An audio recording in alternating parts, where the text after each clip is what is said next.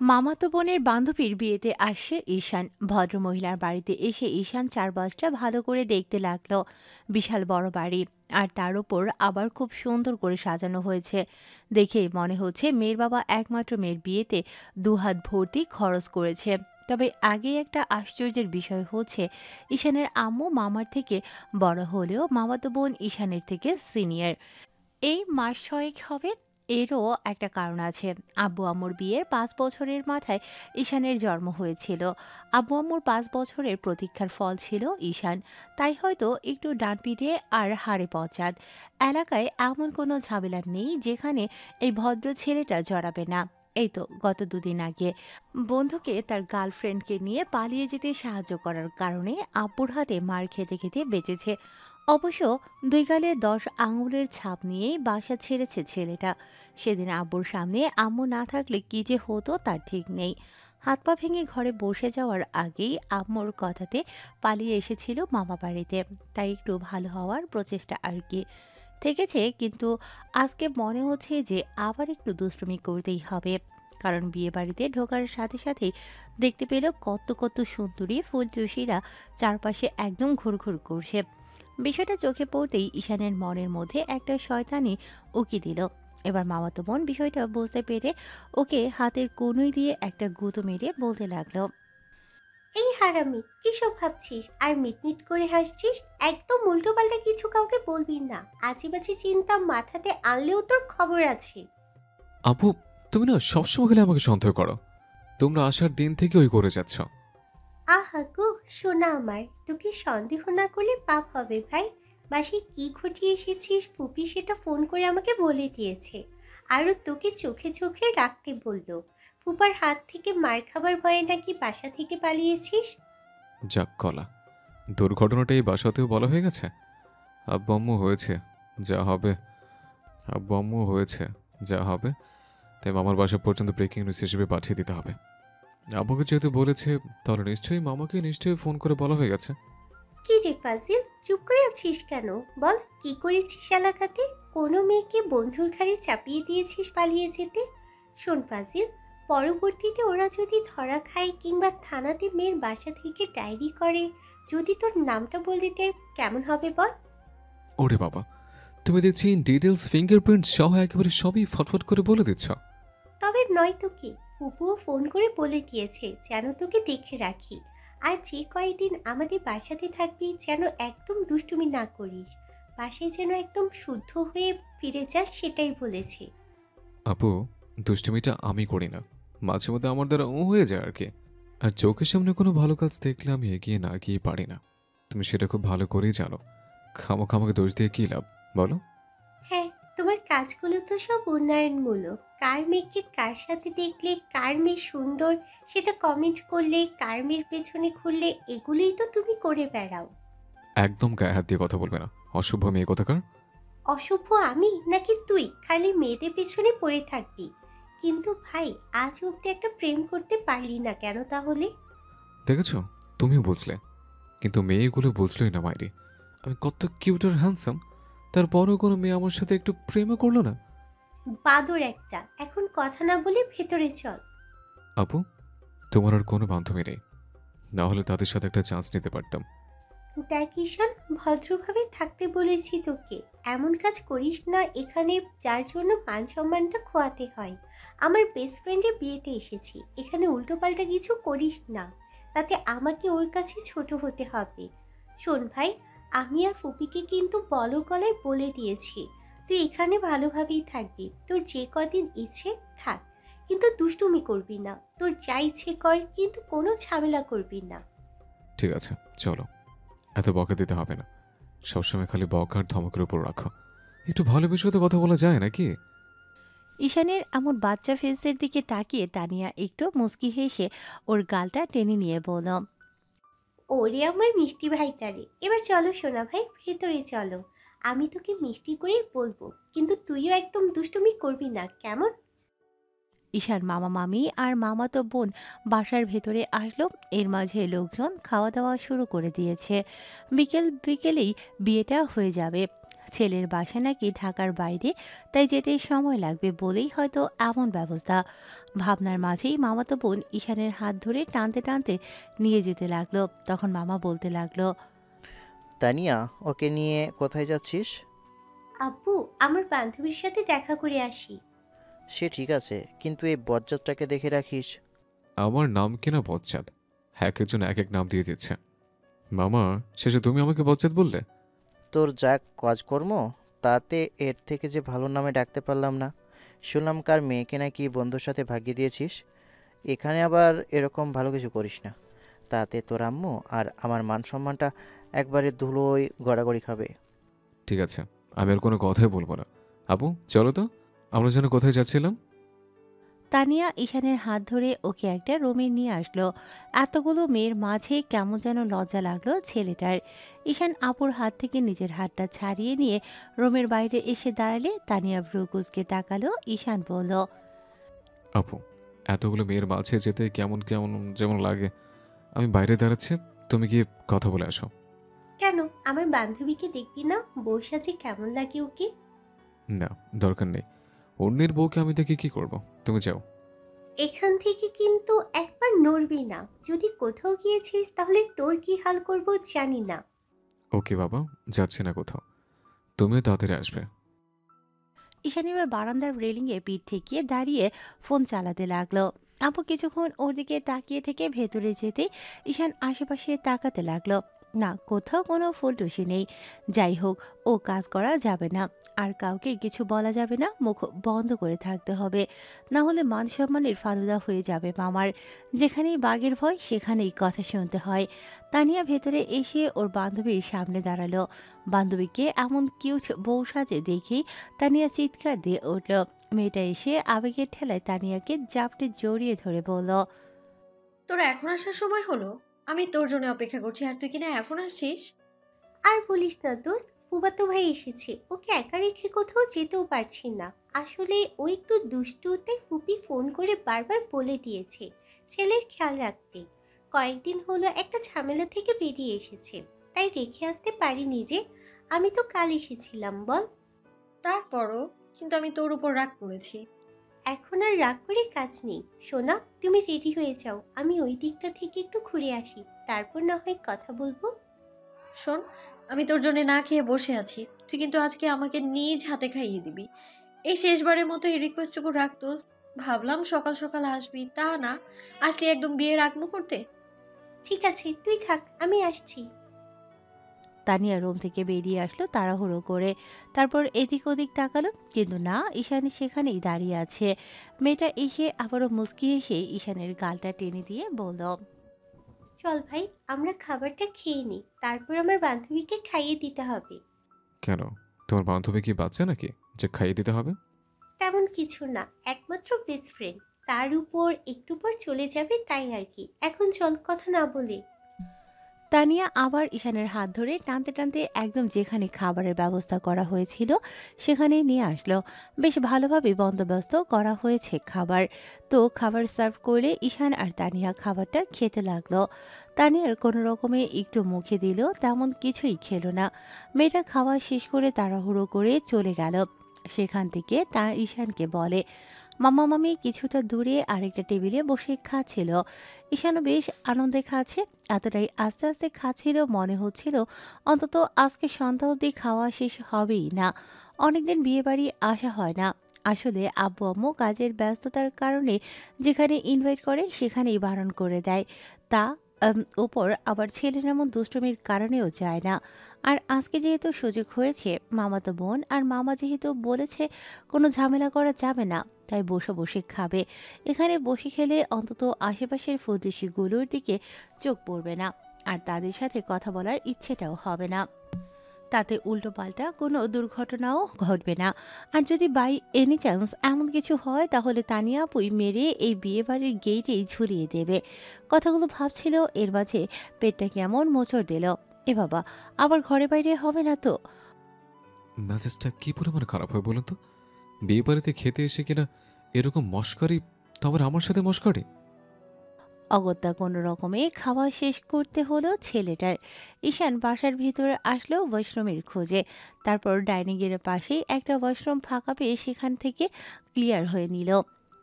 এর মাঝখানে শোনা গেল বর চলে এসছে। কেমনটা লাগে কন্ত দেখি। এখন আমার খবর কি হবে? যা হয়ে যাক, গলা অব্দি না খেয়ে ওঠা যাবে না। ঈশান মামা মামিকে বলে আবার আরেকটা টেবিলে বসে গেল।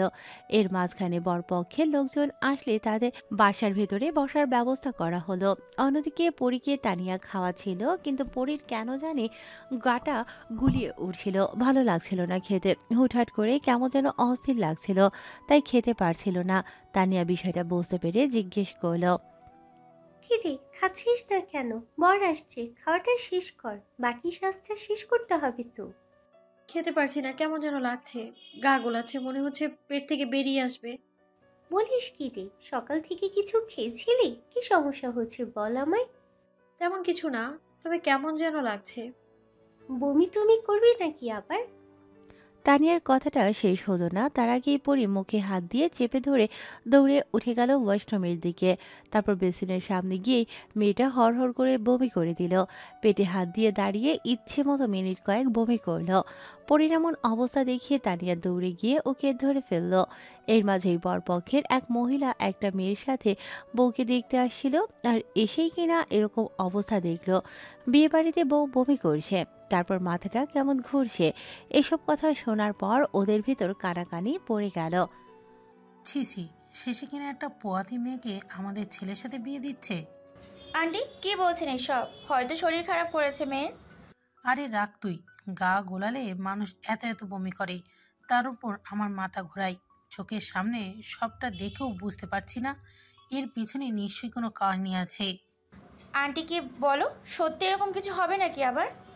কত দেখলাম এরকম মেয়েরা বাচ্চা পেটে নিয়ে আরেক ছেলের সাথে বিয়েতে বসেছে। বাইরে জানাজানি হলে কি হবে ভাবছিস একবার? আমাদের ছেলে কিনা বিয়ে করবে শেষে একটা পোয়াতি মেয়েকে। ব্যাস, ভদ্রমহিলা এই কথাটা পুরো বাসা আর বাসায় আসা আত্মীয় স্বজন থেকে শুরু করে বরপক্ষের এমন কোনো লোক নেই যে জানতে পারল না। বিষয়টা পুরো বাড়িতে যেন একদম 5G স্পিডে ছড়িয়ে গেল। ভদ্রমহিলা যে এত সুন্দর করে বিষয়টাকে সাজিয়ে সবার সামনে একজন সংবাদ উপস্থাপিকার মতো পাঠ করে শোনাবে সেটাই কে জানত। উনি গিয়ে সবার কানে লাগালো বউ নাকি বিয়ের আগে কারোর সাথে উল্টোপাল্টা কাজ করেছে, যার জন্য আজকে প্রেগনেন্ট হয়েছে, তাই এমন করে মাথা ঘুরছে আর বমি করছে, ইত্যাদি ইত্যাদি। সবকিছু এমন সুন্দর করে হেডলাইন হিসেবে চালিয়ে দিল ভদ্রমহিলা। এরকম কিছু শোনার সাথে সাথেই পরীর আব্বু আম্মু দৌড়ে রুমে এসে দেখলো ওনাদের মেয়ে অনেকটা অসুস্থ হয়ে পড়েছে। এর মাঝে তানিয়া ওকে ধরে এনে বেডে শুইয়ে দিয়েছে। মেয়ের এরকম একটা অবস্থা দেখে পরীর আব্বু ওর সামনে আসলো। উনি কিছু বলতে যাবে তার আগেই পরীর আম্মু আহাজারি করে উঠল।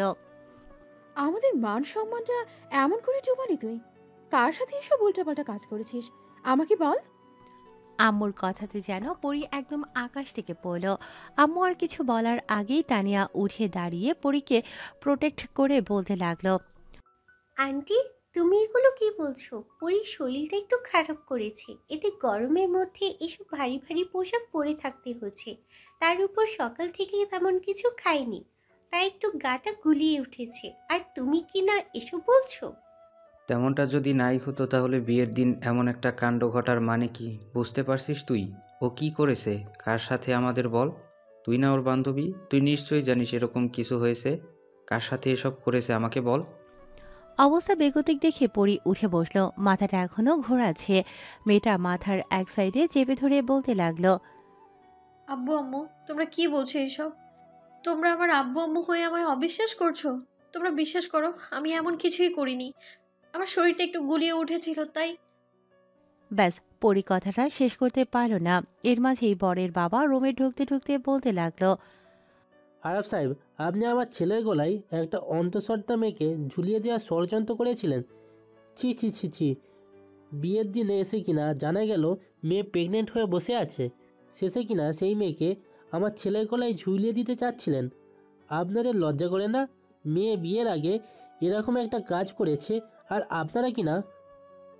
লোকটার এরকম কথাতে তানিয়া সহ রুমে থাকা সবাই অবাক হয়ে গেল। এবার সবাই বলাবলি করতে লাগলো এরকম কিছু হয়নি, কিন্তু ভদ্রলোককে কে বোঝাবে। এর মাঝেই তানিয়ার আব্বু আম্মু ভেতরে আসলো, আর ঈশানের মামা এসেই বলতে লাগলো, আপনাদের কথা ভুল হচ্ছে, পরি এমন মেয়ে নয়। ও অন্তত একটা ভালো মেয়ে। আপনাদের বিষয়টা আগে বোঝা উচিত। এত গরমে যে কেউ অসুস্থ হতেই পারে, আর মেয়েটা না খেয়ে আছে সকাল থেকে। তার উপর এতগুলো লোকজনের মধ্যে নার্ভাস ফিল করছে, আর কিছুটা অস্বস্তি থেকেই হয়তো। থামুন মশাই, আপনাদের এসব কিচ্ছা কাহিনী আমি শুনতে যাচ্ছি না। একটা অন্তঃসত্ত্বা মেয়ের সাথে আমার এমন সোনার টুকরা ছেলের বিয়ে আমি কিছুতেই হতে দিব না। এই চলো সবাই, এই বিয়ে হবে না। এরকম একটা বাজে মেয়েকে আমার ছেলের বউ করে নিব, সেটা আমি কল্পনাও করতে পারি না। আশ্চর্য, আপনি কি বলছেন বুঝতে পারছেন না? জেনে শুনে একটা মেয়ের সম্পর্কে এসব বাজে বাজে কথা আপনি বলতে পারেন না। এর মাঝখানে কোথা থেকে সেই সাংঘাতিক মহিলা উড়ে আসলো। রোমের মধ্যে এমনিতেই গরম, তার উপর এক লোকের ভিড়ে পরিস্থিতিটা আরো গরম হয়ে উঠল। ভদ্রমহিলা এসে আবারও তার কাচালি চালাতে লাগলো, আর কেমন সুর দিয়ে বলে উঠল, তুমি চুপ থাকো। আজকালকার মেয়েদের সম্পর্কে আমার খুব ভালো করেই জানা আছে।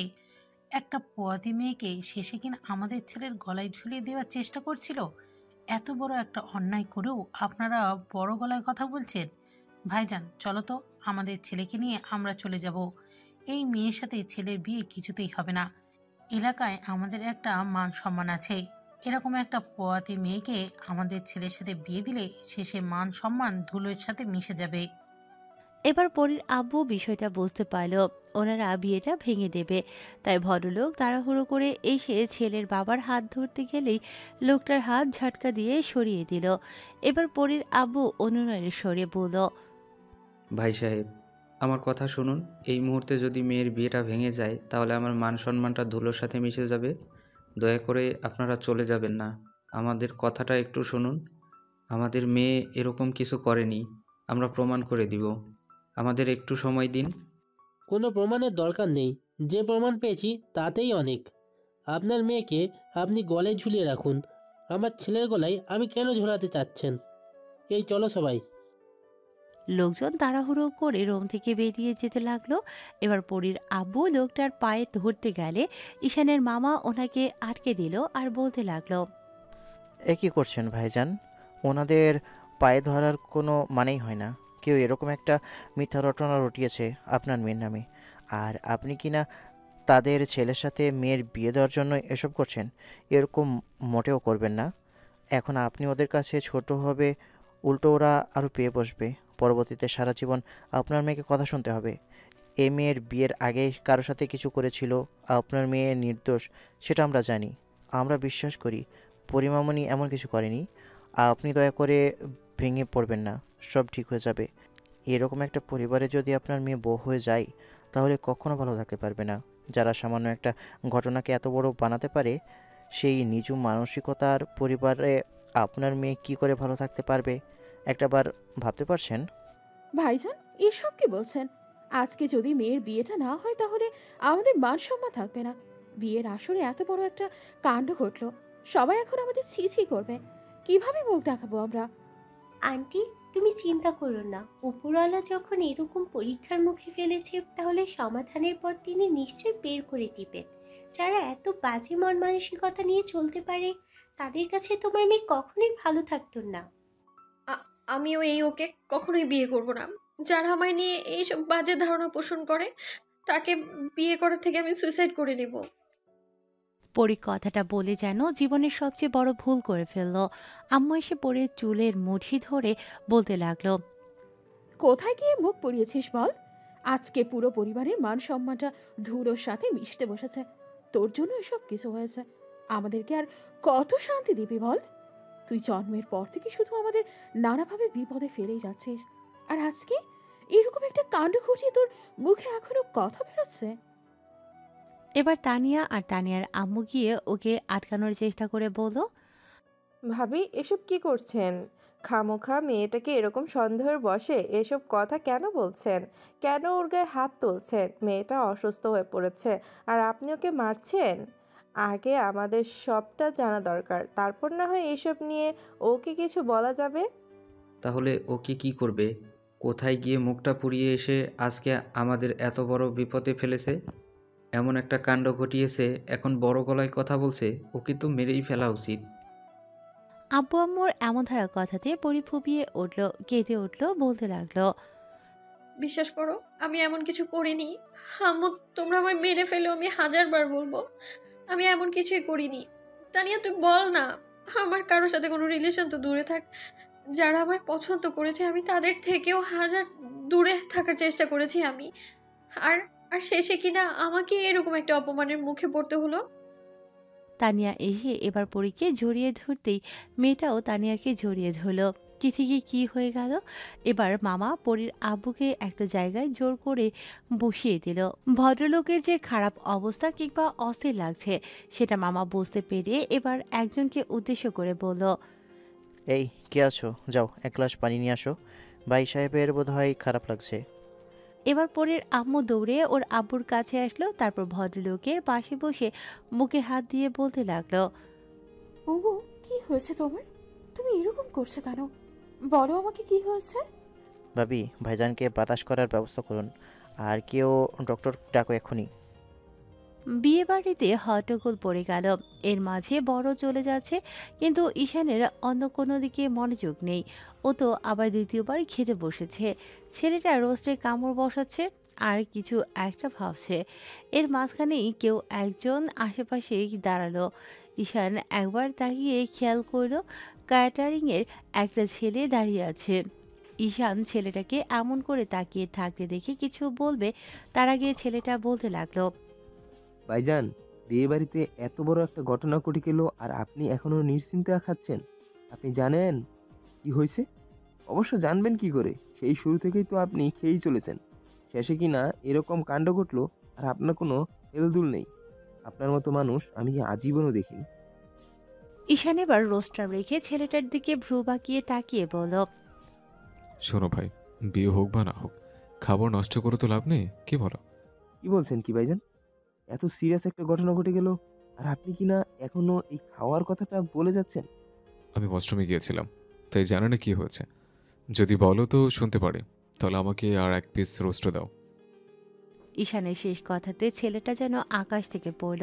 ছেলেটা কিছুটা বিরক্তি নিয়ে রোস্টের বলটা ঈশানের হাতের পাশেই রেখে দিয়ে বলল। ভাইজান, এখান থেকে যত পারেন রোস্ট নিয়ে খান, কিন্তু এই একটা কথা শুনেন, নতুন বউ নাকি বমি করছে আর সবাই বলছে মেয়ে প্রেগনেন্ট। এই নিয়ে বিয়েটা তো ভেঙেছে। বরপক্ষ এতক্ষণ বাসার উদ্দেশ্যে রওনা দিয়ে দিয়েছে আর আপনি কিনা কিছুই জানেন না।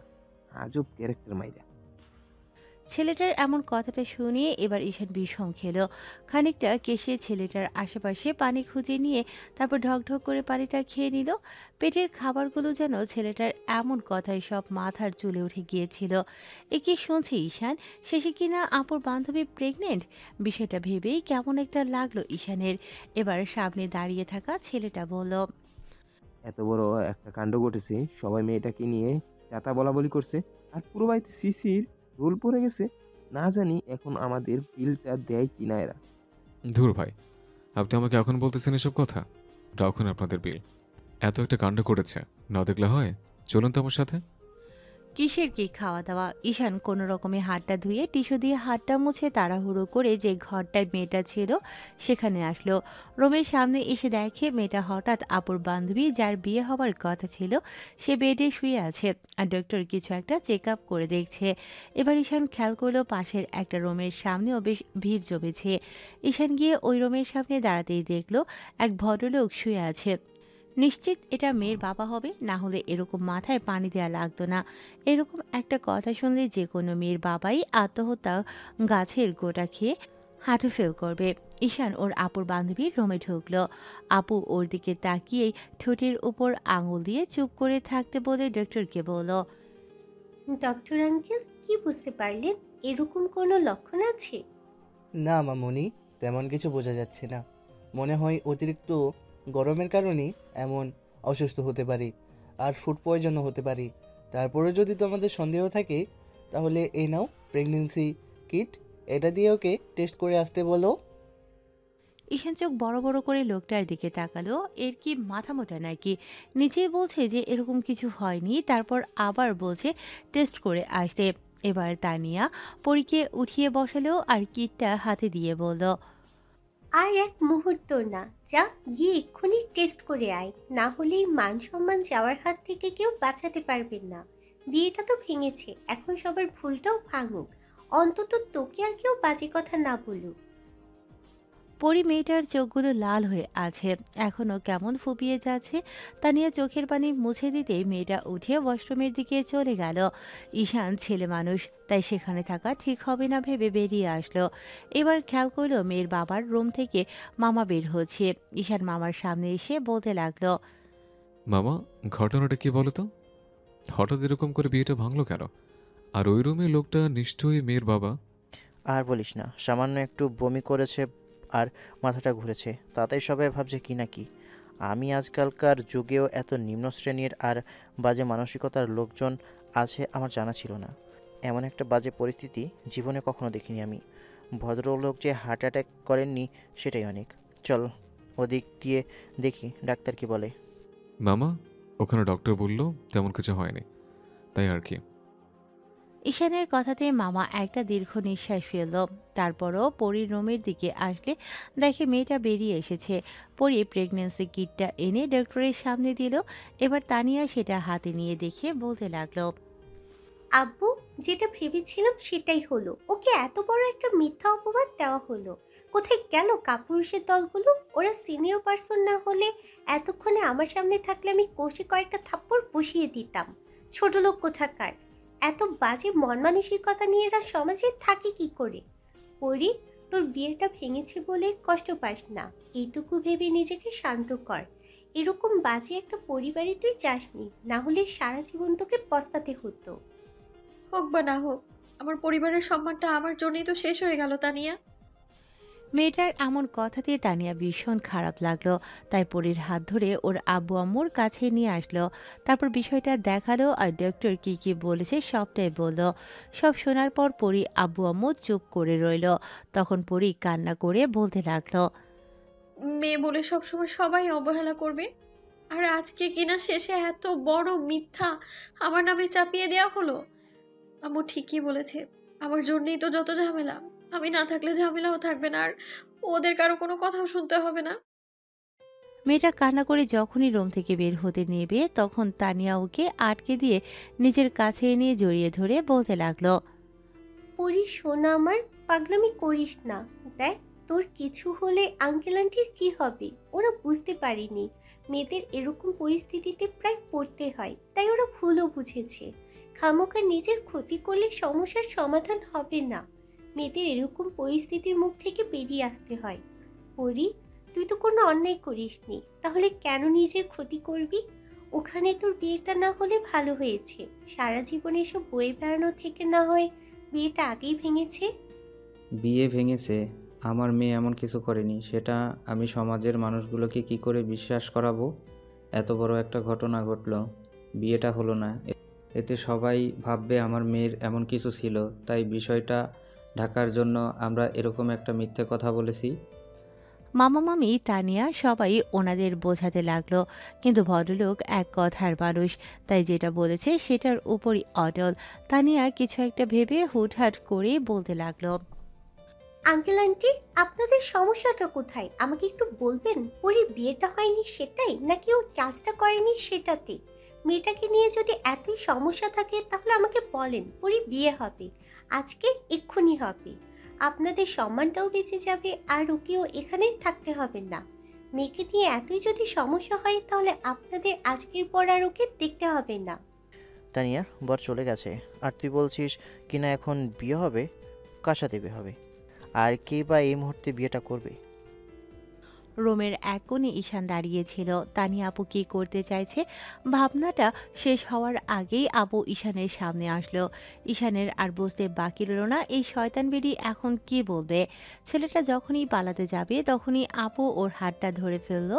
তারপর মামার সামনে নিয়ে বলতে লাগলো, আব্বু, আমাদের ঈশান আছে, ওর সাথে পরি বিয়েটা হবে। ঈশান ভালো ছেলে, ওর সাথে বিয়েটা হলে পরি ভালো থাকবে। আর এখান থেকে দূরে গেলেই পরি আর এইসব কথা শুনতে হবে না। আজকে অন্যায় না করার পরেও আমার বান্ধবীকে এসব কথা শুনতে হচ্ছে। আমি সেটা সহ্য করব কখনোই না। মস্তিষ্কে যেন একটা শীতল স্রোত বয়ে গেল। ঈশান কিছু বলার আগেই এবার মামাও এসে ওর হাত চেপে ধরল। ঈশান কিছু বলতে পারল না, কি হচ্ছে বোঝার আগেই মামা ওর হাত ধরে বেরিয়ে আসলো। রুমের বাইরে এসে ঈশানের মুখোমুখি দাঁড়িয়ে বলতে লাগলো, ভাগ্নে, এই মুহূর্তে এই পরিস্থিতি থেকে মেয়েটাকে বাঁচানোর একমাত্র উপায় একটাই। তোর আপু ঠিকই বলছে, এখন যদি মেয়েটার বিয়ে না হয় তাহলে কোনো অঘটন ঘটবে। এরকম পরিস্থিতির মুখ থেকে ওদের বার করতে হবে। আমি এখনই আপু আর ভাইজানের সাথে কথা বলছি। তুই চিন্তা করিস না, মেয়েটা অনেক ভালো। তুই যেমন পরি ঠিক তার উল্টো পিঠ, একদম শান্ত। তুই বিয়েটা করলে ওর সাথে ভালো থাকবি। আমি তোর আব্বুর সাথে কথা বলছি এক্ষুনি। যাও তো মামা, মজা করো না। তোমাদের কথা শুনে আমার হাত পা কাঁপছে। মামাতো বোনের বান্ধবীর বিয়ে খেতে আসলাম, সেখানে এসে কিনা তোমরা এরকম মজা করছো। বলছিলাম কি, অন্য কারোর সাথে মেয়েটা বিয়ে দাও, তাতেই তো আর কারো ক্ষতি হবে না। এই পরিস্থিতিতে মেয়েটাকে কেউ বিয়ে করতে রাজি হবে না ভাগ্নে। আর এখানে কাকেই বলবো বিয়ের কথা? আমাদের চেনা জানা এখানে কেউ নেই। দেখ, ওদেরকে এখনই বিপদ থেকে উদ্ধার করতে হবে। আমি এখনই তোর আব্বুকে কল করছি। তোর আব্বু আম্মু রাজি হলে তো তোর আর কোনো সমস্যা নেই, তাই না? এর মাঝে তানিয়া আপু বেরিয়ে আসলো।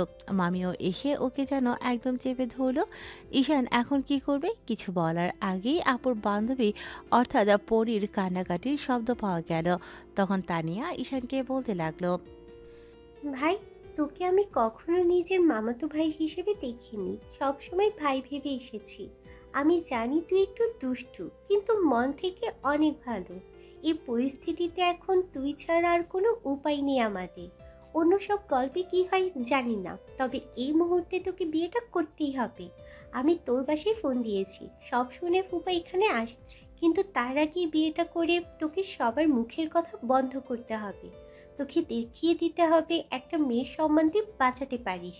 জীবনে অনেক দুষ্টুমি করেছিস, আজকে অন্তত এই ভালো কাজটা কর। নিজের থেকে বয়সে একটা বড় মেয়েকে বিয়ে করবে, তার উপর এমন কাউকে যাকে আজকেই প্রথমবার দেখছে। মেয়েটা কেমন কি সেটাও জানে না, তাই কি বলবে সেটাও ভেবে পাচ্ছে না। ঈশান এবার মনে হতে লাগলো যে আম্মু যদি এই বিষয়টা মেনে না নেয় তাহলে তো ওকে বাসায় উঠতে দেবে না। একেই আব্বু বাসা থেকে তাড়িয়েছে, তার উপর আবার যদি এখন না জানিয়ে হুটহাট করে একটা অচেনা মেয়েকে বিয়ে করে নেয়, আর আগের ঘটনাটা যদি আম্মু জানতে পারে তাহলে আম্মুর মাথায় নিশ্চয়ই পানি ঢালতে হবে। কথাগুলো ভেবেই ছেলেটা শুকনো ঢোক গিলে আমতা আমতা করে বলতে লাগলো, না মানে বলছিলাম কি মামা, এত সহজ না বিষয়টা। আম্মুকে মানানো যাবে না। তার উপর তুমি তো জানোই আমি কেমন। একটা বেকার ছেলের হাতে ওরা বা কি করে মেয়েকে তুলে দেবে। আম্মুকে নয় হাতে পায়ে ধরে মানিয়ে নিব, কিন্তু আব্বুকে কিভাবে মানাবো? এই বিয়ে যদি করে বাসায় যায় না, আমাকে নিশ্চিত খুন করবে। আর না হলে আমাকে ভিক্ষার থালা দিয়ে এই মেয়েটাকে সব রাস্তায় গিয়ে বসতে হবে। ভাগ্নে, আমার উপর তোর ভরসা নেই। তুই শুধু বিয়ের জন্য প্রস্তুত হ, তোর আব্বু তো এখানে আসছে। সবাই ঈশানকে অনেকক্ষণ বোঝালো। 1.5 ঘন্টার মাথায় আব্বু চলে আসলো আর এসে সব ঘটনা শুনলো। আব্বু ঈশানের দিকে তাকিয়ে আছে চোখ বড় বড় করে। আব্বু এমন চাহনি দেখে ঈশান একদম একটা মেনা বাচ্চার মতো হয়ে এসে আব্বুর পেছন দাঁড়িয়ে বলতে লাগলো, আব্বু, আমি কাউকে হ্যাঁও বলিনি আর নাও বলিনি। তোমার যেটা ভালো মনে হয় করো। আমি একটা বেকার ছেলে, তার উপর সবাই জানে আমি কেমন। আমি ভুলেও বলিনি ওনাকে বিয়ে করব। মামা মামি বলছিল আবার তারাই তোমাকে ডেকেছে। আমি এরকম কিছু বলিনি, বিশ্বাস করো আব্বু। আব্বু বুঝতে পারলো ছেলে ভয় পাচ্ছে, তাই ওর হাত ধরে টেনে এনে পাশে বসালো। তারপর ছেলেরা ভয় কাটানোর জন্য একটা হাত ধরে এনে পাশে বিয়ে জড়িয়ে ধরে বলতে লাগলো, সব সময় দুষ্টুমি করেছো, মানুষকে বিপদে ফেলেছো। আজকে না হয় বিপদ থেকে কাউকে উদ্ধার করো। এই বিয়েতে আমার কোনো আপত্তি নেই। মেয়েটা দেখতে মাশাআল্লাহ নিশ্চয়ই ভালো। তোমার মামা মামি যেহেতু মেয়েটাকে চিনে, তাহলে তারা ভালো দেখেই এমন একটা কথা আমাকে জানিয়েছে। একটা ফ্যামিলি ভেসে যাচ্ছে এরকম একটা সামান্য একটা মিথ্যাকে কেন্দ্র করে। এখন বিয়েটা করে ওর বিপদ থেকে তুমি উদ্ধার করো। আব্বুর কথাতে ঈশান দীর্ঘ নিঃশ্বাস ফেলল। এবার তানিয়া আপু এসে ঈশানের একটা হাত ধরে উঠালো আর বলতে লাগলো, ফুপা, এবার না হয় বিয়ের কাজটা সম্পূর্ণ করা যাক। ভাই, এবার তো তুই বিয়েটা করতে আর বারণ করবি না। আর এত ভয় পাচ্ছিলি, দেখ ফুপা সব মেনে নিয়েছে। তুই ভাবছিস তোর আব্বু রাগী, তুই সবসময় দুষ্টুমি করিস বলেই ফুপা রাগ করে। পরীর আপু ঈশানের আব্বু এমন উদারতা দেখে কান্না করে দিয়েছে। ভদ্রলোক যখনই হাত জোর করে আব্বুকে কিছু বলতে যাবে, তার আগেই উনি ভদ্রলোককে ধরে ফেললেন আর বললেন, ভাই সাহেব, এসব করবেন না। এটা আমার কর্তব্য ছিল। আমি মনে করি আপনাদের ভুল ছিল। আপনারা অন্তত প্রতিবাদ করতে পারতেন। আপনাদের মেয়ে এরকম কিছু করেনি। মেয়েটা অনেকটা ভেঙে পড়েছে এসব কথা শোনার পর। যাই হোক, আমার ছেলে কিন্তু বেকার, এখনো কিছু করে না। এই দুষ্টু কিন্তু মন থেকে অনেক ভালো। আপনার মেয়ের দায়িত্ব নিতে পারবে, কিন্তু টেনশন করবেন না। পরীর আব্বু কিছুক্ষণ ঈশানের আব্বুর সাথে কথা বলল। বিয়েবাড়িতে এমন একটা কথা রটার কারণে কাজে চলে গিয়েছিল, তাকে আবার ডেকে আনা হলো। তারপর সন্ধ্যার মুখে ঈশান আর পরীর বিয়ে হলো। ঈশান অবাক হলো, কারণ আপুর বান্ধবী কোনো কথা ছাড়াই বিয়েটা করে নিল। অচেনা মেয়েটা এত স্বাভাবিকভাবে বিয়ে করে নিয়ে এলো, সেটাই ভাবলো ঈশান। এখন সবটা ঠিকঠাক থাকলেই হয়। বিয়ে শেষ হলে ঈশান তানিয়া আপুর দিকে তাকিয়ে রইল। বজ্জাত মহিলা বিষয়টা বুঝতে পেরে ওর কাছে আসলো। ঈশান উঠে এসে একটু ফাঁকা জায়গায় এসে আপুর সামনে দাঁড়িয়ে বলতে লাগলো, আপু, তোমার বান্ধবীকে তোমরা রাজি করলে কি করে? উনি তো জানেন না আমি ঠিক কতটুক দুষ্ট আর কি পরিমাণে ফাসিল। বয়সে বড় হয়ে কি করে জন্য একটা ছেলেকে বিয়ে করলো? তোমার বান্ধবী এত সহজে কি সবটা মানবেন বলো? তাহলে খামোকে এগুলো কি ঠিক বলো? শোন ভাই, আল্লাহ তোদের দুজনের জোড়াটা ঠিক করে রেখেছিল, তাই তুই এত দূর থেকে মেয়েটার জন্য এখানে এসেছিস। নাহলে তোর কি দরকার ছিল বাসা থেকে এমন একটা কাণ্ড ঘটিয়ে আমার বাসায় আসার, তারপর আবার বিয়ে খেতে এসে বিয়ে করার? তোর বউটা কিন্তু অনেক সুন্দর, তোকে অনেক ভালোবাসবে দেখিস। আর সবচেয়ে বড় কথা কি জানিস, ওর কারোর সাথে কখনো রিলেশন করেনি, সবসময় যা চেয়েছে তাই পেয়েছে। সেজন্য বলেছিল আব্বু আম্মু যাকে পছন্দ করবে তাকে বিয়ে করে নিবে। যখন চুপচাপ বউকে মেনে নিয়ে ভালো হয়ে যাব, দেখবি বউটা তোকে অনেক ভালোবাসবে। আমার বান্ধবী অনেক ভালো রে ভাই, কখনো ওর সাথে রুড বিহেভ করিস না আর ধমক দিয়ে কথা বলিস না। মেয়েটা খুব নরম প্রকৃতি, দেখলেই তো সাধারণ একটা বিষয় বোঝাতে না পেরে কান্নাকাটি করে কি অবস্থা করেছে নিজের। তুমি তো মুখে ফটফট করে বলে দিলে সব, কিন্তু ভদ্রমহিলা যখন আমার সম্পর্কে, তখন আমার সাথে থাকে কিনা সেটা নিয়ে সন্দেহ আছে। দেখা গেলো আজকে রাতেই বলল ওনার কারোর সাথে রিলেশন আছে, কিংবা উনি এই বিয়েটা মানেন না আর কালকে ওনার ডিভোর্স চাই, তখন কিন্তু সব দায়ভার তোমার নিতে হবে, বলে রাখলাম। আব্বু ভদ্রলোকের সাথে কথা বলে তারপর বাসার উদ্দেশ্যে বেরিয়ে পড়বে। তানিয়া পরীকে নিয়ে ওরা নিচে আসলো। তারপর আব্বু যে গাড়ি এনেছিল সেটাই ওকে উঠিয়ে দিল। এবার ঈশানের হাত ধরে মেয়ের বাবা বলতে লাগলেন, কয়েকটা ঘন্টাতে আমি মেয়েটাকে অনেক কষ্ট দিয়ে ফেললাম। একমাত্র মেয়ের সুখ দেখতে গিয়ে ওকে দুঃখের মধ্যে ঠেলে দিয়েছিলাম। তোমাকে আমি চিনি না, জানিও না, তারপরও তোমার মামার ওপর ভরসা করে মেয়েকে তোমার হাতে তুলে দিছি। পরি যদি কখনো ভুল করে, তার জন্য তুমি আমাদের যা খুশি তাই বলো, তাও ওকে কখনো কষ্ট দিও না। তোমার মামা আমার বহুদিনের পরিচিত, তাকে বিশ্বাস করেই তার ভাগ্নের হাতে মেয়েকে তুলে দিলাম। আঙ্কেল, আপনি টেনশন করবেন না, আমি চেষ্টা করব ওনাকে ভালো রাখার। আজ নয়তো বা কাল ওনার সাথে মানিয়ে নেওয়ার চেষ্টা করব। তবে জানি না উনি আমার কাছে ভালো থাকবেন কিনা। আমি সর্বোচ্চ চেষ্টা করব ওনাকে ভালো রাখার। ঈশানের কথাতে ভদ্রলোক কিছুটা আশ্বস্ত হলো। আব্বু গাড়িতে উঠে গেল। ঈশানও গিয়ে বউয়ের পাশে গিয়ে বসলো। মেয়েটা কেমন যেন হাত মোচড়াতে লাগলো। এখনই হয়তো কান্না করে দেবে, কিন্তু অদ্ভুত ব্যাপার, মেয়েটা একটুও কাছে না। ঈশান অনেক করে বলেছিল তানিয়া আপুকে ওদের সাথে আসার জন্য, কারণ তানিয়া থাকলে ঈশান সাহস পেত। আমর না জানি কীভাবে রিয়েক্ট করবে সেটা ভেবেই ওকে আসতে বলেছিল। ঈশানের কেন জানি ইচ্ছে করছিল মেয়েটার সাথে একটু কথা বলতে, তাই ওর দিকে ফিরে বলতে লাগলো, না মানে আসলে আপনি কাঁদছেন না কেন বলুন তো? অন্য সব মেয়েদের দেখি বিয়ের দিন আব্বু আম্মুকে ছেড়ে আসার সময় অনেক কান্না করে, আর আপনি কেন শান্ত হয়ে বসে আছেন? ঈশানের কথার কোনো জবাব মেয়েটা দিল, চুপ করে রইল। এবার ঈশানকে এমন উৎসুক জনতার মতো তাকিয়ে থাকতে দেখে পরি বলতে লাগলো, দুপুর থেকে মিথ্যা একটা ঘটনার কারণে অনেক কেঁদেছি, তাই আর কাঁদতে চাচ্ছি না। এখন আপনি কি জোর করে আমায় কাঁদাতে চাইছেন? ঈশান একটু হকচকিয়ে গেল, কারণ মেয়েটা কথাটা একটু জোরে সোরেই বলল। ঈশান আব্বুর দিকে তাকালো, কিন্তু আব্বু ড্রাইভারের সাথে কথা বলতে ব্যস্ত। তাই ঈশান আলতো কণ্ঠে বলল, আসলে আমি অমন করে বলতে চাইনি, সব মেয়েরাই কান্নাকাটি করে, কিন্তু আপনি করছেন না তাই এরকম করে বললাম। আপনি নিশ্চিন্তে আমার বাসায় থাকতে পারেন, আমি আপনাকে কোনো ঝামেলার মধ্যে ফেলবো না। মেয়েটা তবুও কোনো কথা বলল না। 1 ঘন্টা জার্নি করে মেয়েটাকে নিয়ে বাসায় আসলো। গাড়ি থেকে নেমে 3 জন সদর দরজায় দাঁড়িয়ে রইল। একটু বাদেই কাজের লোকটা এসে দরজা খুললে ঈশান নতুন বউটাকে নিয়ে ভেতরে আসলো। ছেলেটার হাত পা কাঁপছে, না জানি আব্বু ওকে দেখে কেমন রিয়েক্ট করে বসে। এবার আব্বু আম্মুকে ডাকতে লাগলো, সাইলা নিচে এসো, দেখো তোমার ছেলে বউ নিয়ে এসেছে। ছেলের বউকে বরণ করবে না? আম্মু ফোন ইউজ করে না, তাই ঈশান আম্মুকে কল দিয়ে জানাতে পারেনি। তবে আব্বু আসার সময় বলল ল্যান্ডলাইনে কল করে নাকি আম্মুকে বলেছিল। বিষয়টা শোনার পর আম্মু নাকি কোনো কথা বলেনি। কিছুক্ষণ পর আম্মু নিচে নেমে আসলো, তারপর ওদের সামনে এসে দাঁড়িয়ে রইল। পরি এখনো হাত মোজড়াচ্ছে, মাথা নিচু করে। মেয়েটার মাথায় ঘোমটা দেয়া, কিন্তু আম্মু একটাবার ঘোমটা তুলে ছেলের বউকে দেখলো না, উল্টো বলতে লাগলো, আমাকে না জানিয়ে ছেলেকে বিয়ে করিয়ে নিয়ে আসছো? এই বউকে আমি কখনোই মানব না। কি একটা ঘটনা ঘটেছে, সেটা ঢাকার জন্য এমন একটা মেয়েকে আমার ছেলের বউ করে আনলে আমি কিছুতেই এই বিয়ে মানব না। নতুন বউয়ের সামনে আম্মু এরকম একটা কথা বলবে আব্বু কল্পনাও করেনি। ঈশান ভেবেছিল যে আম্মু আর যাই হোক এইসব বিষয় কোনো সিন ক্রিয়েট করবে না। ঈশান কিছু বলতে যাবে, তার আগেই আব্বু বললেন, সাইলা, এসো, তুমি কি বলছো?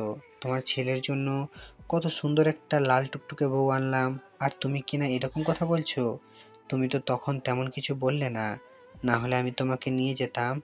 এখন রাগ করার মানে কি সাইলা? এমনটা না করে ছেলের বউটাকে একবার দেখো, যদি পছন্দ না হয় তারপর না হয় আমাকে যা খুশি বলো। বললাম তো আমি এই বউকে আমি মানব না। ও যেন আমার সামনেও না আসে। আর তুই কি করে পারলি আমাকে না জানিয়ে বিয়েটা করতে? একবার আম্মুকে বলতেও তোর ইচ্ছে হলো না যে আম্মু আমি বিয়ে করব? এই মেয়েটার সাথে তোর সম্পর্ক ছিল তাই না? তোর বন্ধুরা যেমন হয়েছে তুইও ঠিক তেমন কাজই করলি। আপু বিশ্বাস করো, আমি এমন কিছু করিনি। খামোকা তুমি আমাকে সন্দেহ করছো, এরকম কিছু হয়নি। উনি দানি আপুর বান্ধবী ছিল, আর তারপর চুপ, একদম চুপ। আর একটা কথা নয়, তোর এই বিয়েটা আমি কখনোই মানব না। তোর সব অন্যায় আবদার আমি সহ্য করেছি, কিন্তু আজকের এই বিষয়টা আমি মানতে পারছি না। আম্মু কথাগুলো বলে চলে গেল। আব্বু একটা দীর্ঘ নিঃশ্বাস ফেলে পরীর কাছে এসে ওর মাথায় ওপর হাত রাখলো আর বলতে লাগলো, মামনি, তুমি টেনশন করো না। তোমার শাশুড়ি আম্মুর অভিমানটা একটু বেশি। আসলে একমাত্র ছেলের বিয়েটা এরকম হুটহাট করে হলো, আর জানানোর পরও তেমন কোনো প্রতিক্রিয়া দেখায়নি। কিন্তু বাসার আসার পর এরকম কিছু বলবে সেটা আমি ভাবতে পারিনি। দেখো, 2 দিনে সব ঠিক হয়ে যাবে। তুমি আম্মুর মেয়ে হয়ে যেও। দেখো, ছেলে আর ছেলের বউকে একদম মাথায় করে রাখবে তোমার শাশুড়ি। পরি কান্না করে দিল আর ফুপিয়ে ফুপিয়ে বলতে লাগলো, আঙ্কেল, আমি আপনাদেরও ঝামেলার মধ্যে ফেলে দিলাম তাই না? আসলে আমি একটা ঝামেলা।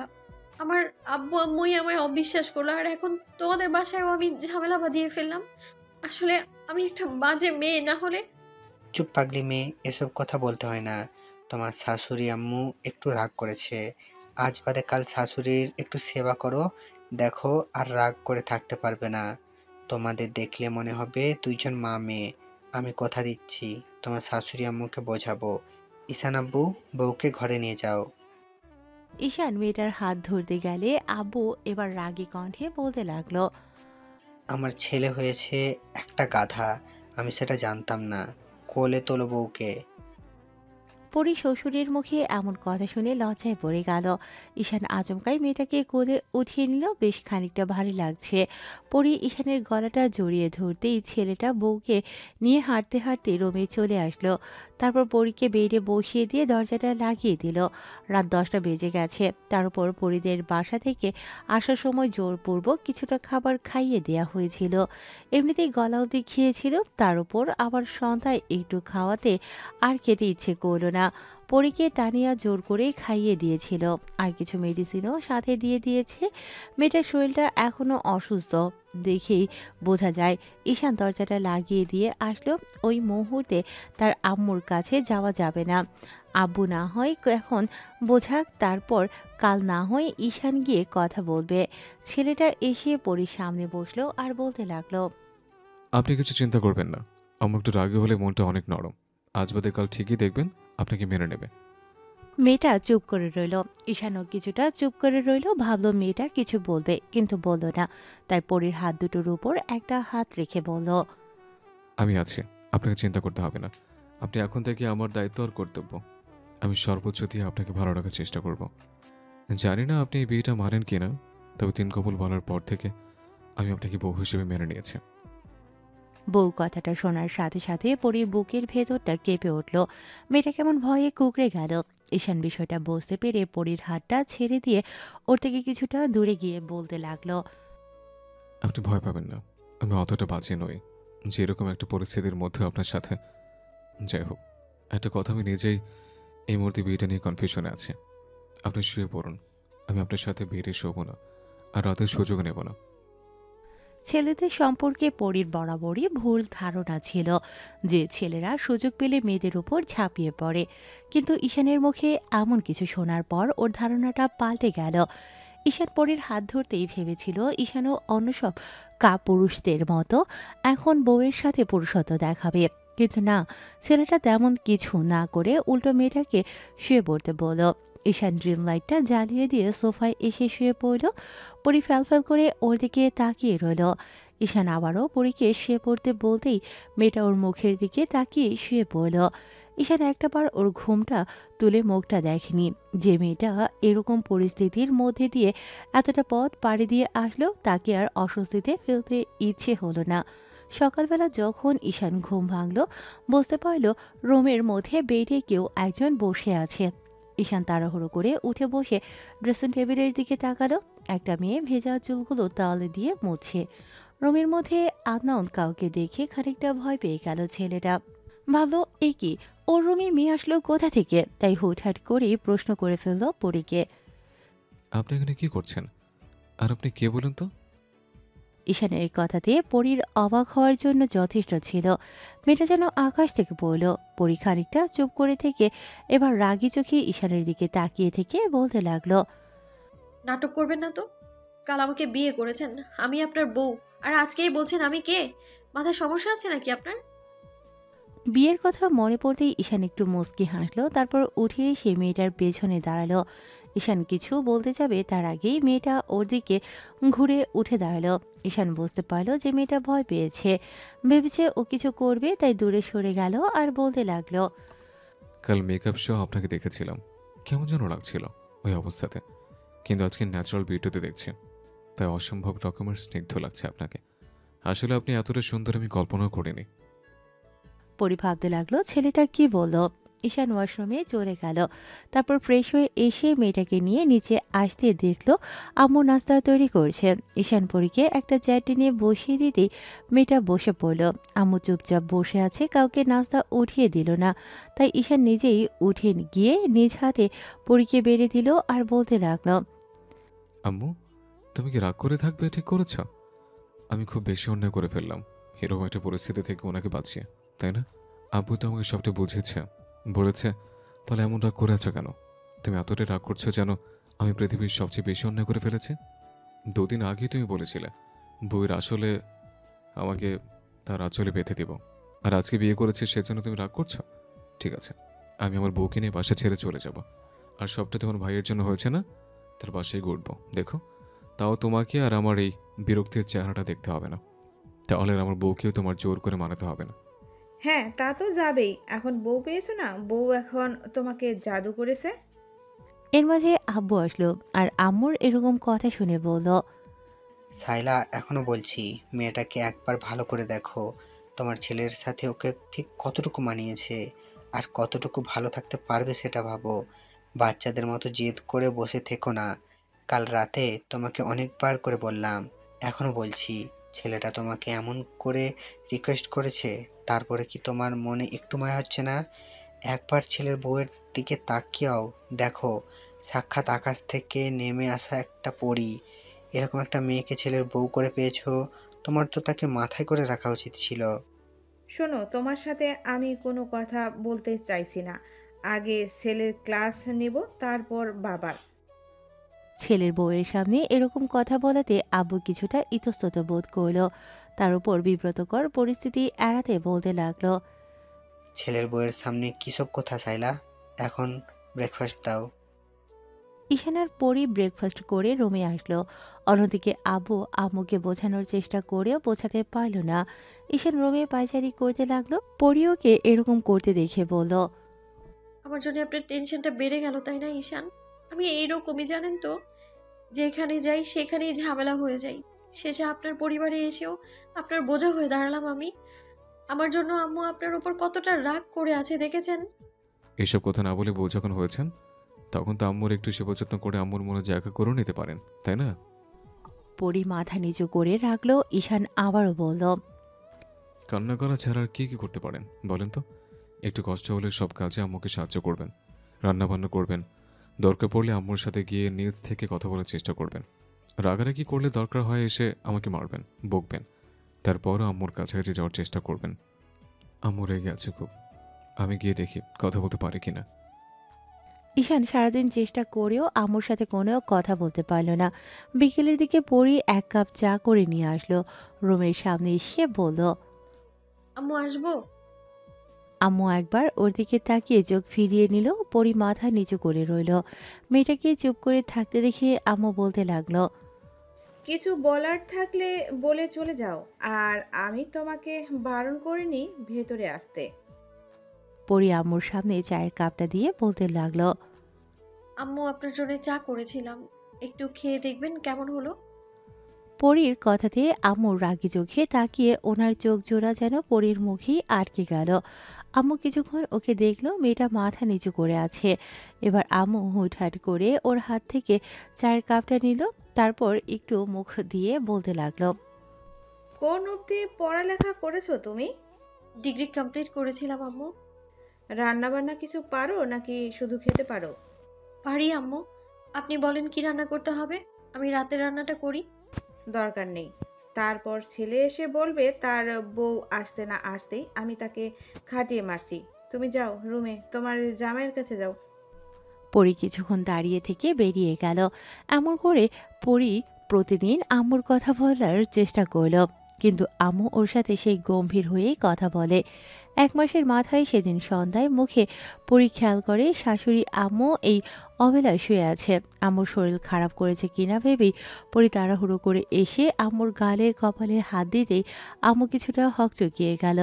আম্মু চোখ খুলতেই মেয়েটা উত্তেজিত কণ্ঠে বলতে আরম্ভ করে, আম্মু কিছু হয়েছে? আপনার খারাপ লাগছে কি? বলুন না, আমি আপনার ছেলেকে কল করি ও ডক্টর নিয়ে আসুক। মেয়ে এত ব্যস্ত হতে হবে না, সামান্য মাথা ব্যথা করছে, একটু ঘুমালেই ঠিক হয়ে যাবে। পরি কিছু একটা ভেবে তারপর তাড়াহুড়ো করে বেরিয়ে গেল। কিছুক্ষণ বাদে একটা বাম নিয়ে এসে আম্মুর পাশে ফ্লোরে বসে পড়ল। তারপর বামটা আম্মুর কপালে লাগালো।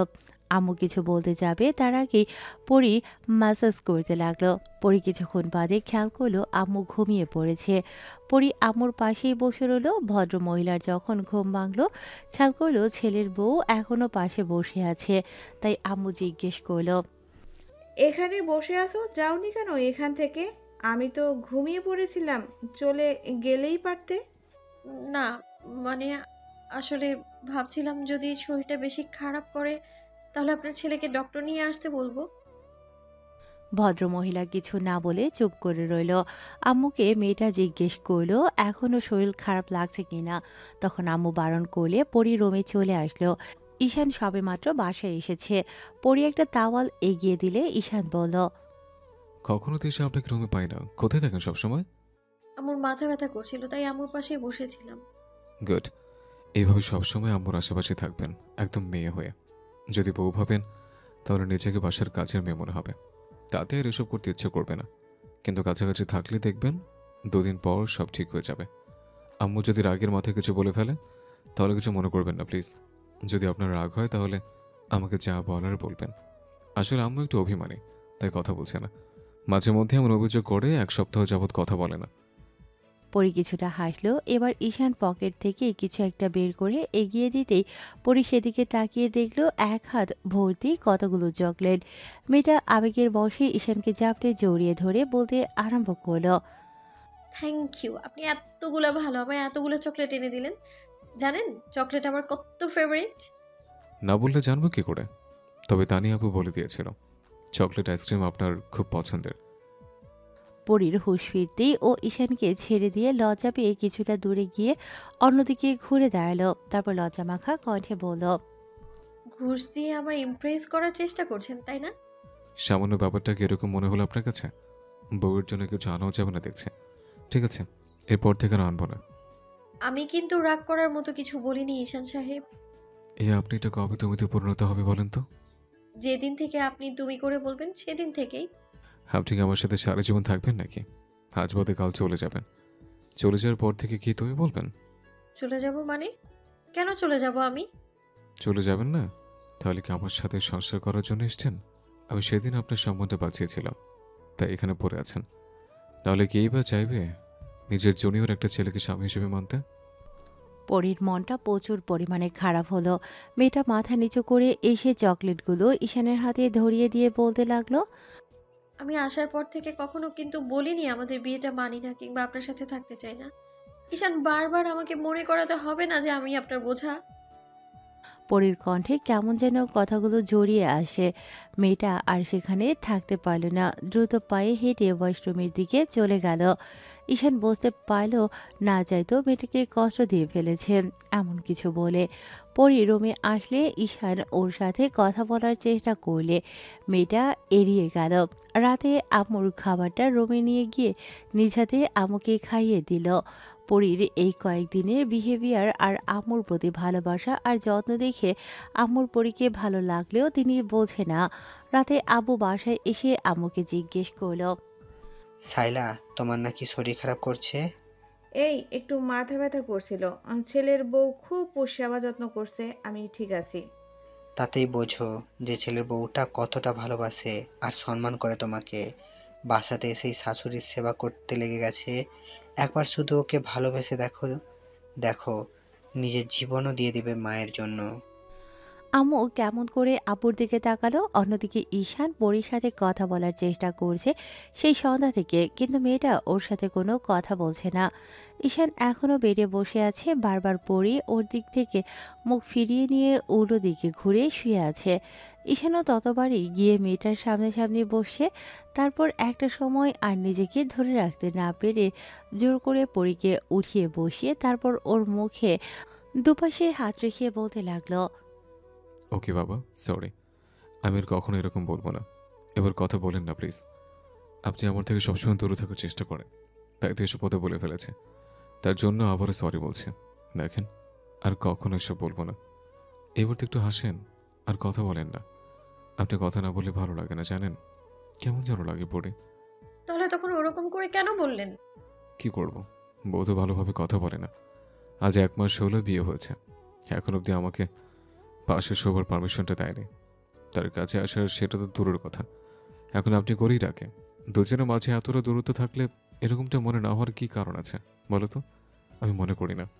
আমি আপনাকে কখনো বলেছি সোফায় গিয়ে শুতে, নাকি বলেছি আমার থেকে দূরে থাকতে? কাছেও তো আসতে বলেননি। সবসময় সবকিছু মুখে বলে দিতে হয় না ঈশান। কিন্তু আমি বুঝতে পারি না, আমাকে বলে না দিলে আমার পক্ষে বোঝা সম্ভব না পড়ে। আমি বলতে পারবো না, আপনি বুঝে নিন। ঈশান চুপচাপ রুম থেকে বেরিয়ে গেল। এমন করে কাটতে লাগলো দিনগুলো। ঈশান সেদিন বাসার বাইরে এসেছিল সকালে। দুপুরের দিকে হুটহাট করে আম্মুর নাম্বার থেকে কল আসলো। ঈশান ভাবলো সকালে বের হয়েছে বলে হয়তো আম্মু কল রিসিভ করছে। এবার ঈশান রিসিভ করে কিছু বলতে যাবে, তার আগেই আম্মু বলতে লাগলো, দুপুরে রান্না করতে গিয়ে তোমার বউ হাত পুড়িয়েছে, বাসায় আসো এক্ষুনি। এমন কথা শুনে ঈশান আর এক মুহূর্ত দেরি করলো না, বাইক নিয়ে বাসায় চলে আসলো। বাসার ভেতর আসলে দেখে পরি ডাইনিং এর সোফাতে বসে ফুপিয়ে ফুপিয়ে কান্না করছে, আর আম্মু মেয়েটার হাতে মলম লাগিয়ে দিচ্ছে আর হাজারটা কথা বলে বোঝানোর চেষ্টা করছে। যাক, অবশেষে আম্মু তাহলে ওর সাথে কথা বলছে। হাতে মলম লাগানো হয়ে গেলে আব্বু বলতে লাগলো, পাগলি মেয়ে, এই সামান্য বিষয়ের জন্য কাঁদতে হয়? দেখো কিছু হয়নি, একটু তেলের ছিটা লেগেছে, তাতেই এত ভয় পাওয়ার কি আছে? ঈশান তাড়াহুড়ো করে এসে মেয়েটার পাশে বসতেই পরি কিছুটা হকচকিয়ে গেল। এবার ঈশান মেয়েটার থেকে দূরে গিয়ে বলল, আপনি ঠিক আছেন তো? আপনার কিছু হয়নি তো? নাও, এখন তোমার বর চলে এসেছে, এখন তাকে জড়িয়ে ধরে যত খুশি কান্নাকাটি করো। আব্বু, তোমার বউকে সামলাও, আমি আর পারছি না। হাজার চেষ্টা করেও কান্না থামাতে পারছিলাম না। আম্মু ওদের স্পেস দিয়ে চলে যেতেই ঈশান মেয়েটাকে হঠাৎ পাজা কোলে তুলে নিল। তারপর রুমে নিয়ে আসলো। মেয়েটা অদ্ভুতভাবে ওর দিকে তাকিয়ে আছে। ঈশান পরীকে একদম শুইয়ে দিয়ে তারপর পুড়ে যাওয়া হাতটা একটা বালিশের উপর রেখে দিয়ে ওর মাথার পাশে বসলো। মেয়েটার মাথায় হাত বুলিয়ে দিয়ে বলল, কি হয়েছে এবার বলেন তো? আব্বু আম্মুর কথা মনে পড়ছিল খুব। রাগ করে তো ওদের কাছেও যাচ্ছি না আমি। বিয়ের পর 1 মাস হয়ে গেছে, কখনো আব্বু আম্মুর কাছে যাইনি আমি এখনো। এসব কথাই ভাবছিলাম, আর তখনই এমন করে তেলটা হাতের উপর এসে পড়লো। আপনাকে কিন্তু জোর করা হয়নি রান্নাবান্না করার জন্য। আপনাকে শুধু শুধু এসব করতে কেউ বলেনি পড়ি। বারে, আপনি না বললেন আম্মুর মেয়ে হতে রান্না বান্না করে না খাওয়ালে কালকে আম্মু বলবেন একমাত্র ছেলের বউ কিছুই করতে জানে না। আম্মুর কথা ভেবেই তো করতে যাচ্ছিলাম। আপনি বাসায় থাকেন না, সবসময় বাইরে গিয়ে বসে থাকেন। বাড়িতে যে বউ আছে সে একা থাকে, যদি ভাবতেন তাহলে। বউ যদি ভালো না বাসে, আদর না করে, তাহলে বউয়ের কাছে বসে থেকে লাভ কি? তাই দূরে গিয়ে বসে থাকি মনের দুঃখে। ঈশানের কথাতে পরি হা করে ওর দিকে তাকিয়ে রইল। মেয়েটার কিছুটা লজ্জাও লাগলো যে জুনিয়র ছেলেটা কিনা বারবার ওকে ভালোবাসার কথা বলছে আর ও কিছু বলতেও পারছে না। পরি চুপ করে রইল। তখন ঈশান বাইরে চলে গেল। তারপর পরির জন্য পোড়া জায়গায় লাগানোর আরেকটা মলম আনলো আর কিছু মেডিসিন। ঈশান রাতে বউকে নিজ হাতে খাইয়ে দিল। মেয়েটা কিছুক্ষণ অবাক চোখে ওর দিকে তাকিয়ে রইল। পরীকে খাওয়ানোর শেষ হলে মুখ মুছে দিয়ে তারপর মেডিসিন হাতে দিল। ঈশান নিচে গিয়ে খেয়ে আসলো। ছেলেটা আসতেই পরি বলল, শুনুন, সোফায় শুতে হবে না, আমার পাশেই শুয়ে পড়ুন। না, উল্টাপাল্টা কিছু হয়ে যেতে পারে। আমার উপর জড়িয়ে ধরার অভ্যাস আছে। তারপর ঘুমের মাঝে আল্লাহ শুরুটা হাত পা তুলে দিলে শেষে সকালবেলা উঠে কাল থাপ্পড় চর খেতে পারবো না ম্যাডাম। শুতে বলেছি শুবে না তো ঢং কেন করেন? বউয়ের সাথে একটু মজাও করা যাবে না? আর আপনি বলছেন আমি ঢং করি? ঢং সেটা তো মেয়েরা করে, আমি কেন করতে যাব? এমন করে কাটলো আরও কয়েকটা দিন। ঈশান এখন বেডে শুলেও দুজনের মাঝে ভালোবাসার কোনো সম্পর্ক নেই। ঈশান একদিন সকালে বাইরে যাবে বলে রেডি হচ্ছিল। এর মাঝখানে মেয়েটা ওয়াশরুমে ফ্রেশ হতে গেছে। সবেমাত্র ঘুম থেকে উঠেছে। সকালেই মেয়েটা মন খারাপ ছিল। এবার ঈশান যখনই রুম থেকে বের হতে যাবে তখনই মেয়েটা কেমন যেন আর্তনাদ করে করে উঠল। এই কি হলো পড়ে?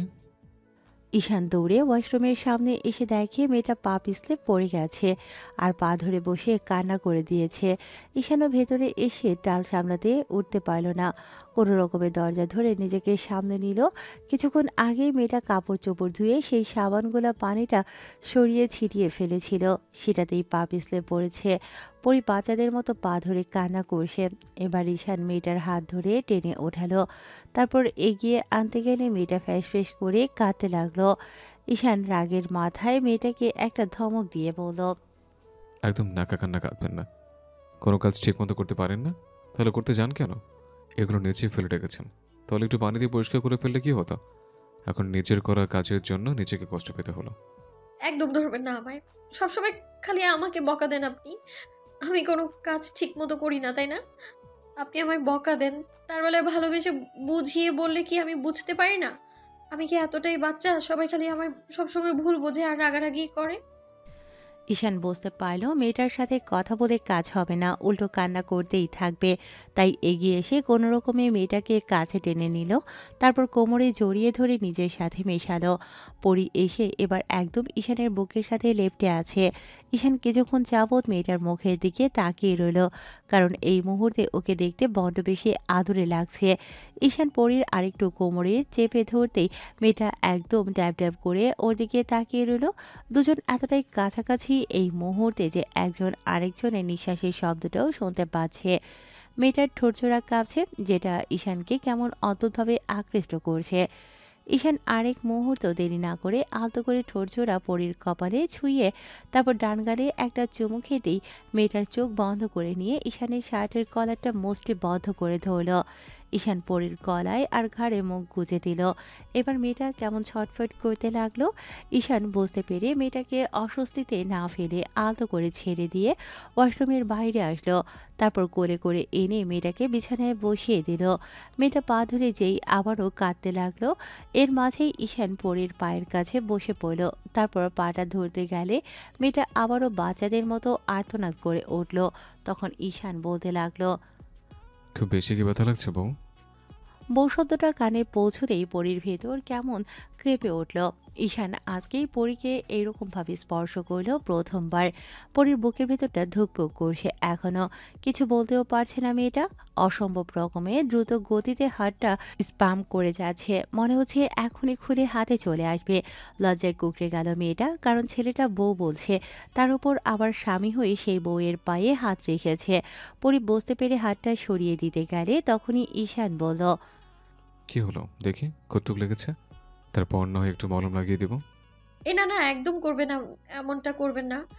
আমি মলমটা লাগিয়ে নেব। স্বামী হয়ে স্ত্রীর পায়ে হাত দিতে হয় না, আপনি জানেন না সেটা?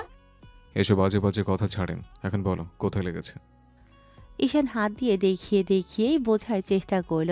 মুচকে যাওয়া জায়গাটাতে ঈশান চাপ দিতেই পরি আর্তনাদ করে উঠল।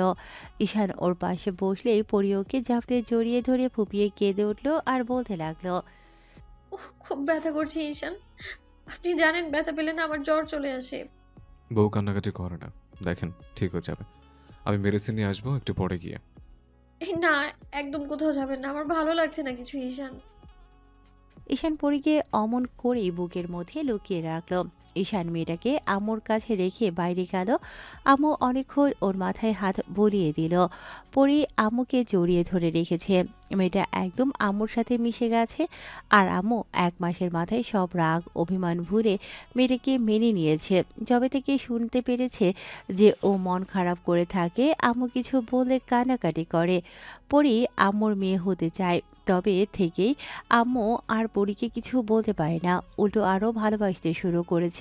কারণ মেয়েটা প্রচুর পরিমাণে আম্মুর প্রতি কেয়ারিং। আর এই বাসায় আসার পর থেকে আম্মু যা বলে সেটাই শোনে পরি। এমন করে মেয়েটাকে ছেলের বউ করে পেয়ে তিনি খুবই খুশি হয়েছে, সেটা কাউকে বলেনি।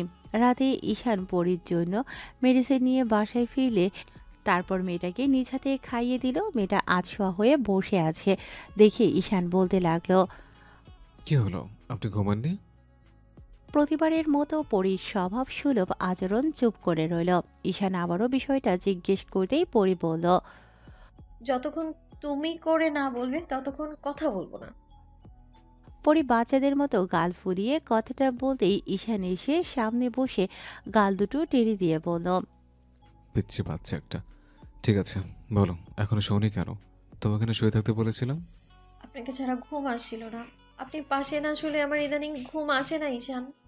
তার মানে সামথিং সামথিং? নাথিং, একদম উল্টাপাল্টা ভাববেন না। ঈশান কিছু একটা ভেবে মেডিসিন খুলে পরির হাতে দিয়ে বলল, আমি তুমি করে বললে তুমি কিন্তু এখন আমাকে আপনি করেই বলছো পড়ি। আমি আপনি করেই বলবো, স্বামীকে কখনো তুই তুকারি করতে নেই সেটা জানেন না? তুমি করে তো বলতে পারো, আমি তোমাকে তুই তুই করে করতে বলিনি। আমি পারবো না, আমার কেমন লজ্জা লাগে। পারতেই হবে, বলো, নাহলে কিন্তু আজকে থেকে আর তোমার পাশে শোবো না, আবার সেই সোফাতে। এই না, আমার ভয় লাগবে। ঈশান একটু চুপ থেকে মেয়েটার পাশে শুয়ে পড়তে গেলেও বলতে লাগলো, শোনো না, তোমার সাথে কিছু কথা বলার ছিল। হ্যাঁ, বলো। ঈশান, আমাকে একটু ছাদে নিয়ে যাবে? আমার না খুব রাতের আকাশটা দেখতে ইচ্ছে করছে। তুমি আমাকে জড়িয়ে ধরে পুরো ছাদে হাঁটবে, আর আমি তোমায় জড়িয়ে ধরে রাখবো। বউয়ের আজকে কি হয়েছে বলো তো? বউ দেখছি ফুল মুডে আছে। তার মানে কি সত্যি সেদিনে যেটা ঘটেনি সেটা আজকে ঘটানোর প্ল্যান আছে? মানে? আরে বাবা, যেটার জন্য আমাদের বিয়েটা হলো সেটাই কি ঘটাতে চাইছো নাকি? একদম আজে বাজে কথা বলবে না। ঈশান, আমি অন্য কিছু বলতে চাই। ওসব নিয়ে পরেও ভাবা যাবে। তুমি আমার ছাদে নিয়ে চলো না, নইলে কিন্তু আমি ঘুমাবো না, বলে রাখলাম। ঈশান বুঝতে পারলো পরি কোলে উঠতে চাইছে, তাই ঈশান দু হাত বাড়িয়ে দিয়ে মেয়েটাকে জড়িয়ে ধরে কোলে ওঠালো। পরি ঈশানের গলাটা দু হাতে পেঁচিয়ে ধরতে ছেলেটা গুটি গুটি পায়ে হেঁটে ছাদে চলে আসলো। মেয়েটা ওর মুখের দিকে করে তাকিয়ে আছে। ঈশান গিয়ে ওকে ছাদের কোণে থাকা দোলনাতে বসিয়ে দিয়ে নিজেও পাশে বসলো। পরি নিজেই ঈশানকে কেমন করে জড়িয়ে ধরলো। ঈশানও মেয়েটাকে বুকের সাথে জড়িয়ে ধরে রেখে মেয়েটার মাথায় হাজারটা চুমু দিল। তারপর জিজ্ঞেস করলো, এখন বলো কি বলতে চেয়েছি। একটু সময় দাও, বলছি। ঈশান মেয়েটাকে বুকের সাথে জড়িয়ে ধরে বারবার ঘাড়ে গলায় চুমু দিল, যার জন্য মেয়েটা প্রতিবার কেমন শিউরে উঠল। পরি এক হাতে ঈশানের শার্টটা খামচে ধরেছে। ঈশানও দুষ্টমির মাত্রা বাড়াতে লাগলো। তখন পরি বলতে লাগলো, এরকম দুষ্টুমি করো না প্লিজ, আমার কেমন যেন লাগছে। ঠিক আছে, আগে কথাগুলো বলো, তারপর নয় ভাবা যাবে এসব নিয়ে। জানো, যেদিন তুমি আমায় বিয়ে করলে তখন ওই মুহূর্তে ভেবেছিলাম তুমি আমার জুনিয়র। নিজের জুনিয়র একটা ছেলেকে স্বামী হিসেবে কি করে মানবো সেটাই বুঝতে পারছিলাম না। কিন্তু এই বাসার আসার পর তোমার কেয়ারিং, আব্বুর ভালোবাসা, আম্মুর ছোট ছোট রাগ অভিমান, তার ছেলেকে না বলে বিয়ে করাতে রাগ করে থাকা, তারপর আম্মুর মেয়ে হয়ে যাওয়া, সব মিলিয়ে কেমন যেন একটা মায়ায় আবদ্ধ হয়ে গেছি। ঈশান, এখন না চাইলেও না তোমাদের ছেড়ে আমি দূরে যেতে পারবো না। আমি জানি ভালো কি করে বাসতে হয়। তোমার প্রতি যদি আমার ভালো লাগা থাকে, যদি খারাপ লাগে, তুমি আমার পাশে না আসলে, রাতে ঘুমের ঘোরে যদি তোমাকে জড়িয়ে না ধরি, তাহলে না কেমন যেন লাগে আমার। তোমাকে না দেখলে যদি অস্থির লাগে, তাহলে সেটা আমার ভালোবাসা। আমি জানি না এর বর্ণনা আমি কিভাবে দিব। তারপরেও আমি বলতে চাই, আমি তোমায় ভালোবেসে ফেলেছি। তুমি আমাকে সবসময় এভাবে তোমার বুকে জড়িয়ে রাখবে তো? তোমার স্ত্রীর রূপে অধিকার দেবে তো? আমি সেই অধিকারটাই চাই ঈশান। পরি কথাগুলো বলে লজ্জায় মুখটা ঈশানের বুকে লুকিয়ে রাখলো। ঈশান কথা বলছে না, তাই স্তব্ধ হয়ে গেছে। পরি ওকে এত ভালোবাসে ঈশান জানতো না। মেয়েটার প্রতি ঈশানের নিখুঁত একটা ভালো লাগা কাজ করে। রাতে যখন মেয়েটা ঘুমিয়ে থাকতো, ঈশানের প্রায়ই ঘুম ভাঙলে খেয়াল করতো মেয়েটার মুখে অদ্ভুত এক মায়া আছে। ঘুমন্ত অবস্থায় ওকে ছুঁয়ে দিতে ইচ্ছে করত। বারবার মনে হতো এই মেয়েটা ওর একান্ত ব্যক্তিগত নারী, যাকে ছোঁয়াটা ঈশানের জন্য কোনো পাপ নয়। তারপরও মেয়েটার অনুমতি ছাড়া ওকে কখনো স্পর্শ করতে পারেনি। ঈশান যেটা বলতে পারেনি, পরি সেটা নিজ থেকে প্রকাশ করল। হয়তো পরির প্রতি ঈশানের এত কেয়ারিং, ওর প্রতি সিরিয়াসনেস, ওর দায়িত্ববোধ আর ভালোবাসার ছোট্ট ছোট্ট আবদারগুলো থেকেই এই ভালোবাসাটা পরিণত হয়েছে। ঈশান পরিকে ছাড়িয়ে নিল। মেয়েটার চোখে পানি টলমলো করছে। ঈশান ওর মুখের দুপাশে হাত রাখতেই পরি বলতে লাগলো, কি হলো, তুমি কথা কেন বলছো না? তার মানে তুমি কি আমায় ভালোবাসো না? ঈশান, আমি কয়েকদিনে চেষ্টা করেছি, কিন্তু আমি পারিনি তোমায় বলতে। কি করব বলো? আগে কখনো কাউকে ভালোবাসিনি, তাই এমন করে বলবো বুঝতে পারিনি। এটাও বুঝতে পারছিলাম তোমায় দূরে সরিয়ে রাখাটা অন্যায়। তখন থেকে ভেবেছি তোমাকে কথাগুলো বলবো, আর আজকে না বলে থাকতেই পারলাম না। পরি কথাগুলো শেষ করতেই ঈশান ওর মুখের দুপাশে হাত রেখে সারা মুখে অসংখ্য আর অজস্র চুমু খেল। তারপর পরির কাঁপতে থাকা ঠোঁটে আলতো করে চুমু দিতেই মেয়েটা কেমন শিউরে উঠে ওর শার্টের কলার দুই হাতে আঁকড়ে ধরে দুজনেই ঠোঁট জোড়া এক করে রাখলো। ঈশান আর দেরি না করে পরির কোমর জড়িয়ে ধরে ওকে আরও কাছে টেনে নিয়ে একদম কোলের ওপর বসিয়ে দিতেই মেয়েটা এক হাতে ওর চুল, আরেক হাতে শার্টের কলার রেখে রেসপন্স করতে লাগলো। ঈশান যেমনটা পরির বলাতে বুঝতে পেরেছে, পরিও ঠিক ঈশানের স্পর্শেই বুঝে গেছে ঈশান ওকে কতটুকু ভালোবাসে, তাই আর মুখে বলে দেওয়ার প্রয়োজন হয় না। ভালোবাসাটা মুখে বলে সবসময় প্রকাশ করতে হয় না, এটাই বোধহয় তার প্রমাণ। পরি ভাবতো ঈশান একটু হলেও ওকে পছন্দ করে, কিন্তু সেটা যে এত বেশি ভালোবাসার রূপ নেবে মেয়েটা ভাবতে পারেনি। ঈশান সবসময় পরির খেয়াল রাখতো, কারণ মেয়েটা একটু উল্টোপাল্টা কাজ বেশি করে কিনা, যে কাজ করতে যাবে গোলমাল করবে, তাই সব সময় ওকে সাবধান করত আর চোখে চোখে রাখতো। আর আজকে যখন ঈশান এরকমভাবে স্পর্শ করলো, তাতেই পরি বুঝতে পারলো ওর পিচ্ছি বরটা ওকে ঠিক কতটুকু ভালোবাসে। ঈশান মিনিট পাঁচেক পর পরীর ঠোঁট ছেড়ে ওর ঘাড়ে আর গলার ওপর থেকে চুলগুলো আলতো করে সরিয়ে দিয়ে মুখ গুজে দিতেই পরী আবারও কেঁপে ওঠে আর শক্ত করে ছেলেটার চুলগুলো মুষ্টিবদ্ধ করে চোখ জোড়া বন্ধ করে নিল। পরী উপভোগ করতে লাগলো প্রিয় মানুষটার, প্রিয় পুরুষের একান্ত ব্যক্তিগত ছোঁয়া আর আদরে অনুভূতিটা। ভালোবাসা আসলেই সুন্দর, সুন্দরভাবে বাসলে ভালোবাসা সত্যি মহান, সুন্দর করে দেখলে। যাই হোক, ভালো থাকুক ভালোবাসার মানুষগুলো। দেখা হচ্ছে অন্য কোনো দিন, অন্য কোনো গল্পে। ততদিন সুস্থ থাকবেন, ভালো থাকবেন, আমাদের সাথে থাকবেন। ধন্যবাদ। আল্লাহ হাফেজ।